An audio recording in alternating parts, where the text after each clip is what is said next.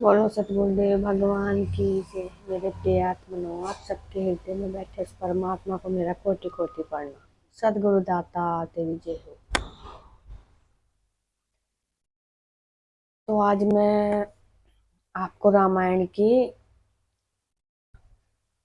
अगली कहानी जो पीछे वीडियो बनाई थी उससे अगला भाग इस पार्ट में दिखाना चाहती हूँ।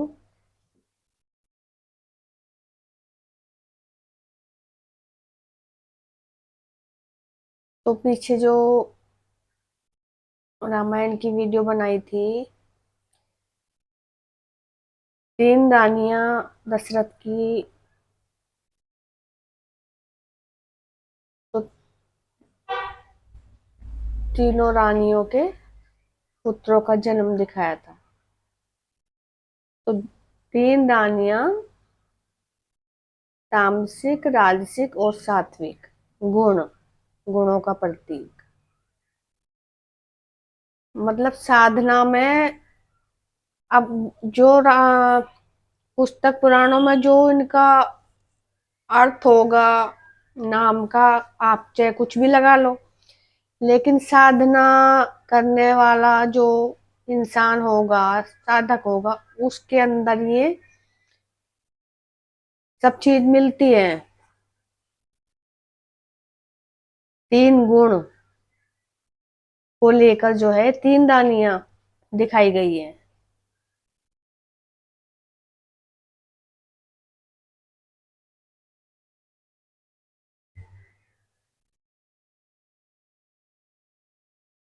तो जो बीच की रानी होती है राजसिक, उसके दो पुत्र होते हैं, और बाकी कौशल्या का और केकई का एक एक पुत्र होता है। तो जो बीच की रानी राजसिक है, उसके दो पुत्र क्यों दिखाए? क्योंकि गुणों का परिवर्तन होना जरूरी है।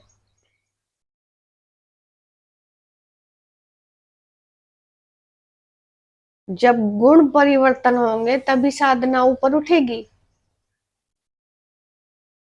तो तामसिक गुण का परिवर्तन राजसिक में हो जाता है आधा। एक भाई भरत की सेवा में होता है ना, और एक भाई राम की सेवा में। तो एक तमोगुण को ऊपर उठाता है और एक रजोगुण को बैलेंस बनाता है। यानी कि बीच का जो होता है, जैसे दो भाई है, ना तो ज्यादा वासना में है और ना पूरा परमात्मा में है, मध्य में। ये दो भाई मध्य को दिखा रखे हैं। तो बीच का जो राजसिक गुण होता है वो परमात्मा में भी जाता है और वासना में भी बहता है। उस टाइम पे साधक जब साधना शुरू करता है तो दोनों तरफ उसके गुण जाते हैं। पूरी तरह परिवर्तन नहीं होता उसका शुरू में। तो इसलिए सुमित्रा के दो पुत्र दिखाए हैं।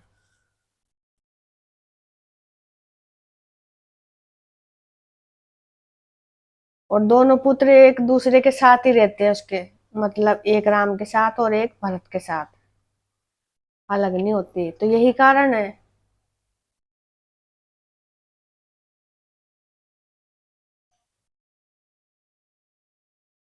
और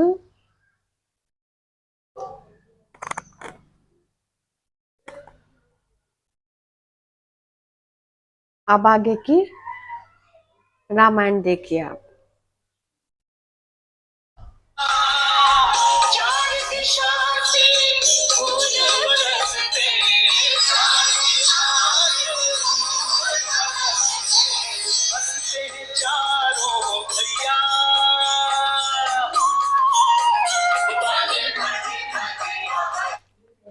चार दिशा से फूल बरसते हैं, हंसते हैं चारों भैया। चार वर्णों का उदाहरण, चार दिशाओं से फूल बरसते।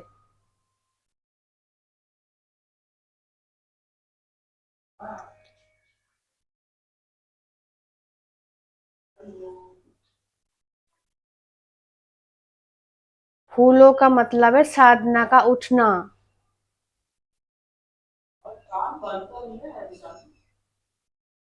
इंद्रियों का हल्का होना, भारी से हल्की होते जा रही है। जैसे कहते हैं ना कि तो फूल सा हो गया,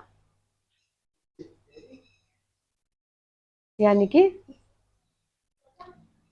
हल्का हो गया। तो जो इन दूषित इंद्रियों का वजन है वो कम होना, फूल, वो कम होता होता होता होता शुद्ध हो जाता है, तो पूर्ण फूल बनता है। फिर साधक की साधना से ये आत्मा फूल बन जाती है। उसे उसके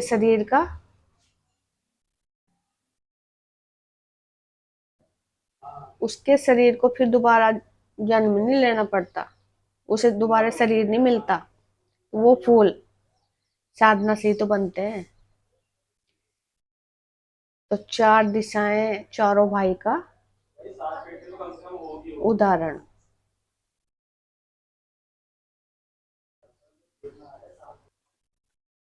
और जो उनके जन्म होने में ढोल नगाड़े बजते हैं, शंख बजता है, ये है अनहदनाद।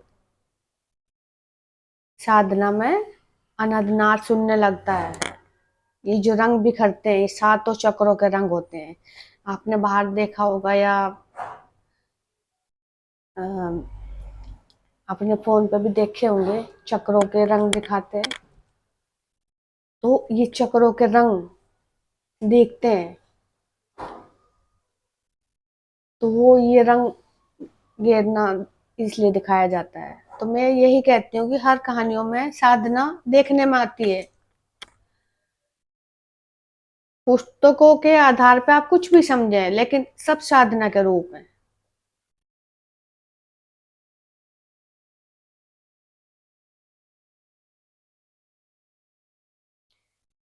जैसे महाभारत में सत्यवती ऋषि पराशर के साथ नाव में बैठ के जब जाते, धुंध दिखाते हैं ना, तो धुंध भी वो दिखती है ध्यान में। सब साधना के रूप की कहानी है, इनमें साधना छुपी होती है।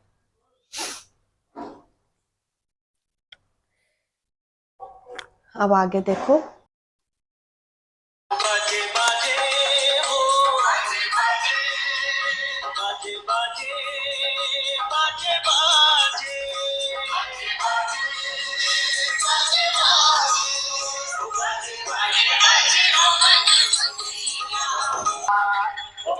अब देखो इनके नाम के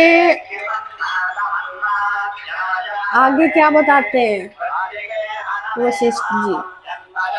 महाराज, अब हम चारों कुमारों का नामकरण करते हैं।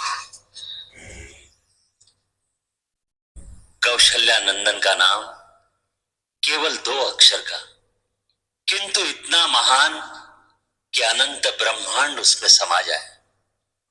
अखिल विश्व को आनंद देने वाले सुखधाम का नाम राम।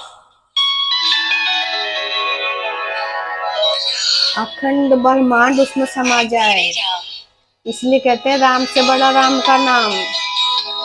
ये राम का नाम बड़ा है। क्या होगा? त्याग मूर्ति, धर्म स्वरूप, जगत का भरण पोषण करने वाला कैकेयी कुमार विश्व में भरत के नाम से विख्यात होगा। भरत को बताया त्याग मूर्ति, संसार का भरण पोषण करने वाला, विश्व में भरत के नाम से विख्यात होगा। त्याग मूर्ति, ये जो बीच का गुण है ना, राजसिक,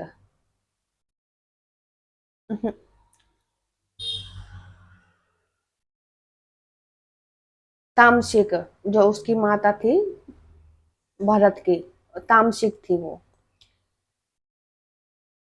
तो जब तामसिक गुण राजसिक में परिवर्तन होता है तो उसका त्याग होना शुरू हो जाता है। तभी साधक का भरण पोषण शुरू होता है। भरण पोषण का मतलब है, भरण पोषण करने वाला, जो हमारी इच्छा है उसका भरण पोषण हो रहा है, यानी कि इच्छा सताती नहीं है, फिर उसका भरण पोषण हो रहा है। ना वो ज्यादा वासना में बह रहा है जैसा पहले बहता था, और अभी साधना में भी लगा हुआ है। साधना पूरी नहीं हुई, साधना में भी है। तो उस साधना के द्वारा उसका भरण पोषण हो रहा है, उसकी इच्छाओं का, उसकी इंद्रियों का भरण पोषण श्वासों के द्वारा। तो वो त्याग मूर्ति, उसका त्याग शुरू हो जाता है। इसलिए त्याग मूर्ति भरत को नाम दिया गया है। विश्व, ये हमारे शरीर, शरीर ही तो विश्व है। इस शरीर में तो वो विश्व है। इस शरीर के विश्व की घटना है सारी, बाहर विश्व की घटना नहीं है ये, इस शरीर की विश्व की घटना है।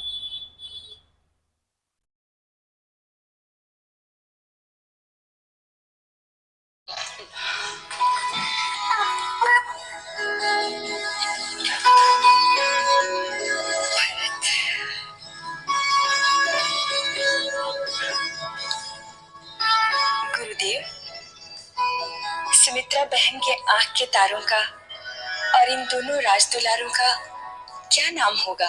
हम इन्हें क्या कहकर पुकारेंगे? ये समस्त लक्षणों से युक्त है। इसका नाम लक्ष्मण,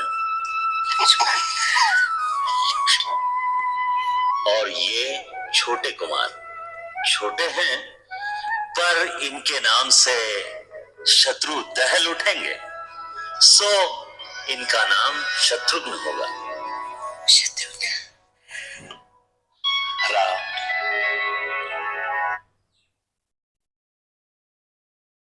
अब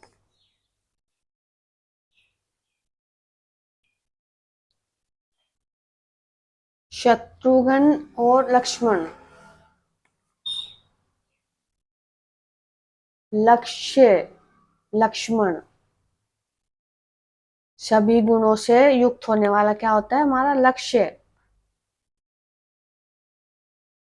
तो जब शेषनाग का अवतार दिखाते हैं लक्ष्मण को, तो शेषनाग, शेषनाग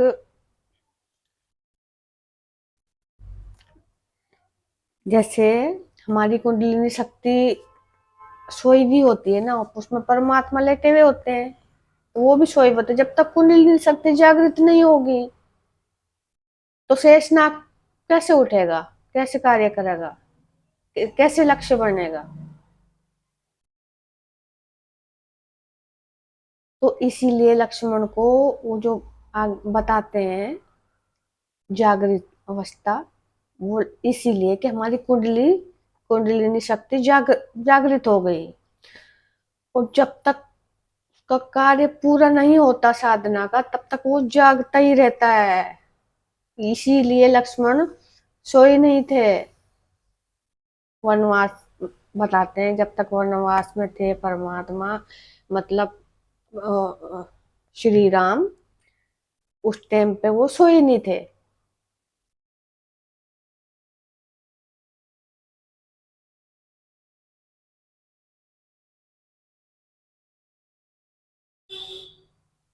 तो जागृत अवस्था इसलिए थी, कोई मनुष्य थोड़े ये थे वो कि मनुष्य सोए बिना कैसे रह लेगा।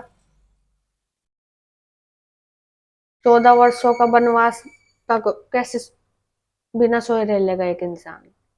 तो ये इंसान की कहानी नहीं है, ये साधना की कहानी है। शत्रुघ्न छोटे हैं लेकिन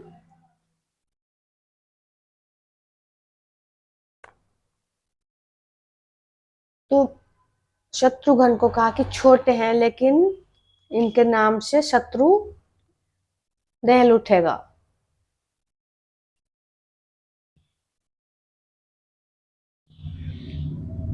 जैसे गणेश पूजा दिखाते हैं, वासना को विपरीत मोड़ना, शत्रु भी दहल उठेगा, काम रूपी शत्रु दहल उठेगा। तो ये शत्रुघ्न, इसलिए वो मथुरा के राजा बने थे। मथुरा उसी स्थान का नाम तो है, वासना वाली, जहाँ श्री कृष्ण का जन्म दिखाते हैं। मथुरा में तो हुए थे ना, तो जो साधना का जन्म होगा वो मथुरा से ही तो होगा।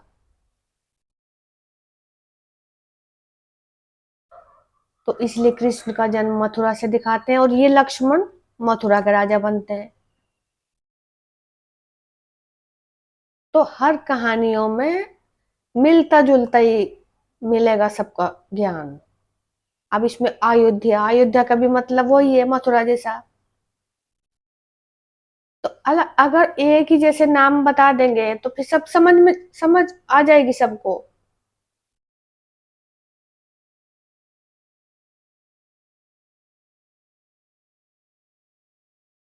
तो अलग अलग कहानियों में इन्हें अलग अलग नाम से दर्शाया गया है।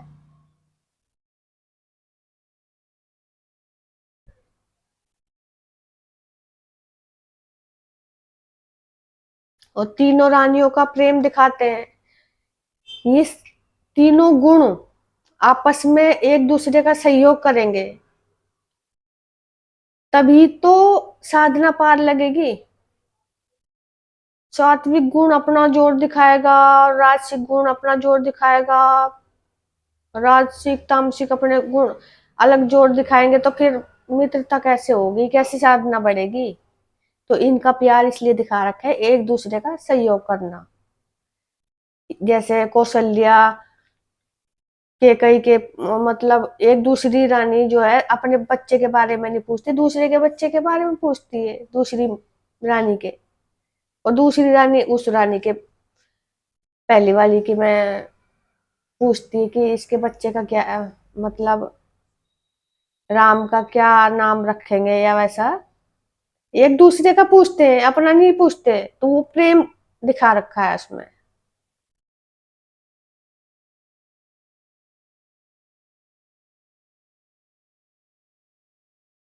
तो प्रेम से ही सहयोग मिलेगा, नफरत होगी तो कैसे सहयोग मिलेगा।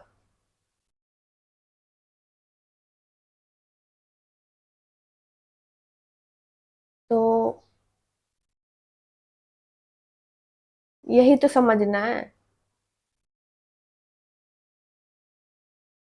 इसीलिए सुमित्रा के दोनों पुत्र, एक राम की सेवा करता है और एक भरत की।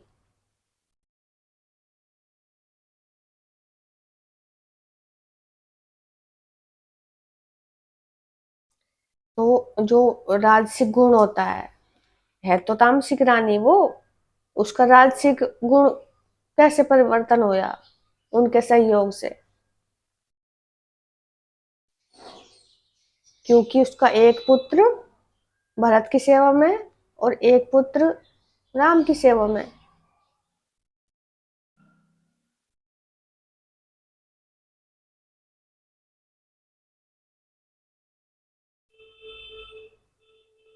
ना वो तामसिक रहा, ना भी वो सात्विक हुआ। तो इसलिए बीच का जो गुण होता है वो राजसिक होता है। इसलिए दो पुत्र दिखाते हैं सुमित्रा के।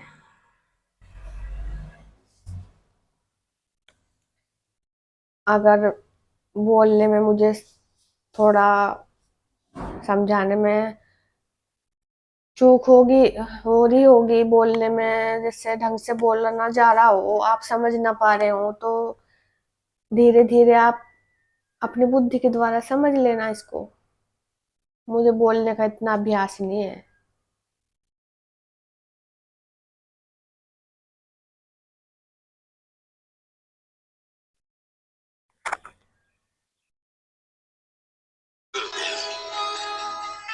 चारों भाइयों की कुंडली में ग्रह नक्षत्र कैसे हैं? क्या पूछना है अयोध्यानाथ? चारों पुत्र मानो चारों वेद तत्व उदय हुए हैं तुम्हारे कुल में। वेद तत्व, कोई दोष, कोई अवरोध, 4 कोई वेद अमंगल है तत्व। ही नहीं तुम्हारी इन चारों मंगल मूर्तियों में।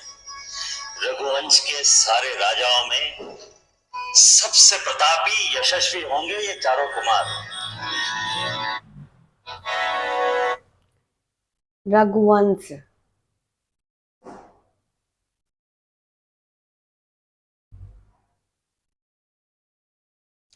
सबसे प्रतापी होंगे तुम्हारे ये चारों कुमार।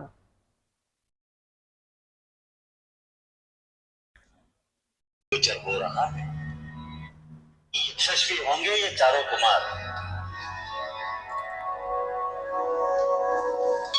एक और योग दृष्टिगोचर हो रहा है। वो क्या है धर्ममूर्ति?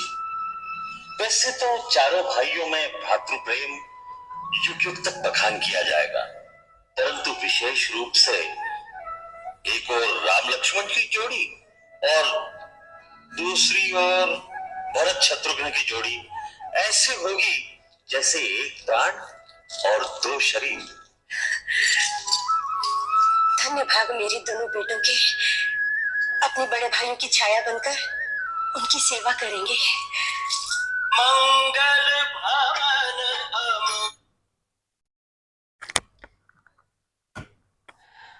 अपने भाई, बड़े भाइयों की छाया बनकर उनकी सेवा करेंगे। तो ये राजसिक जो गुण होता है वो दोनों की सेवा करता है, तामसिक गुण की भी और सात्विक गुण की भी।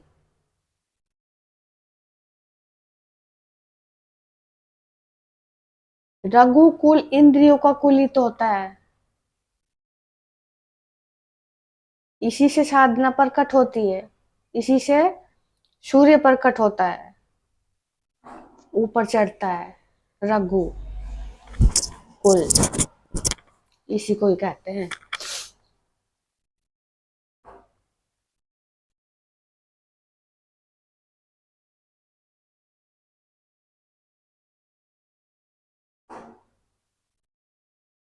तो अभी इस वीडियो में इतना ही है। इससे आगे की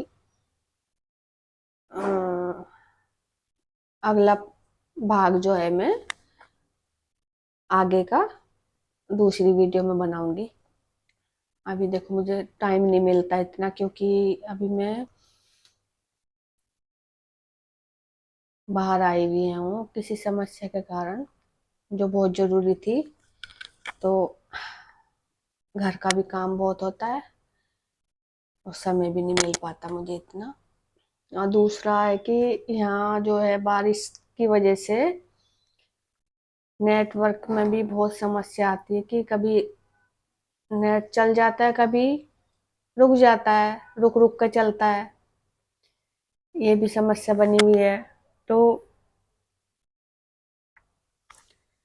वीडियो बनाने में थोड़ी दिक्कत आ रही है, तो आपको थोड़ा इंतजार करना पड़ेगा अगली वीडियो के लिए। समय मिलेगा तो मैं जरूर बनाऊंगी, नहीं तो फिर आगे बनाऊंगी फिर वहीं अब घर जाकर। तो आपने मुझे इतना सुना, आपका बहुत बहुत धन्यवाद। तब तक के लिए मेरी राम राम। सद्गुरुदाता दीजिए।